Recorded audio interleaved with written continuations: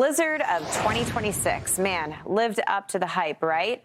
More than 600,000 customers lost power as 40 million people across 8 states were under blizzard warnings. In fact, New York City saw its first blizzard warning since March of 2017. And while some folks in Central Park enjoyed some fresh powder, many across the East had some mixed feelings about the snowstorm.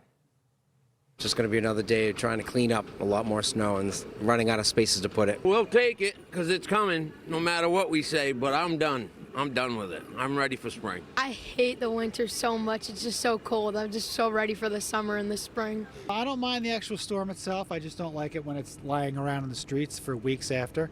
Hopefully it'll melt much quicker than this. I'm ready. Yeah. Ready to go. As long as we have a roof over our head and the heat works and we have food, that's all we need.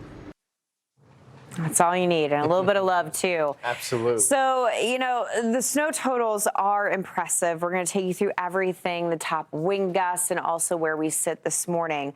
Let's start with the snow totals, and wow, did they stack up. Keep in mind, this all started late on Sunday, continuing through the day yesterday. We'll go to New Jersey first. Northeast New Jersey had the top snow totals. A lot of this really was because we had this convergence of these snow bands coming together. Happened around 4 or 5 o'clock in the morning. I was live on air. It was crazy. Yeah. So that ended up producing over 30 inches of snow in Lindenhurst in Northeast Jersey.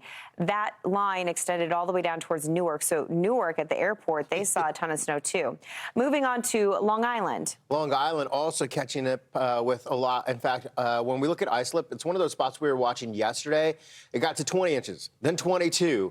Central portions, 31 inches of snow there. One of the recording spots. Yeah, Connecticut, 30.8 in Stonington. You guys were the top number for Connecticut. So multiple states here coming in at over 2 feet. We'll move on to Rhode Island, where Providence took the cake for the whole storm. Yeah, they did. All-time record, all-time. All-time for the city and the state.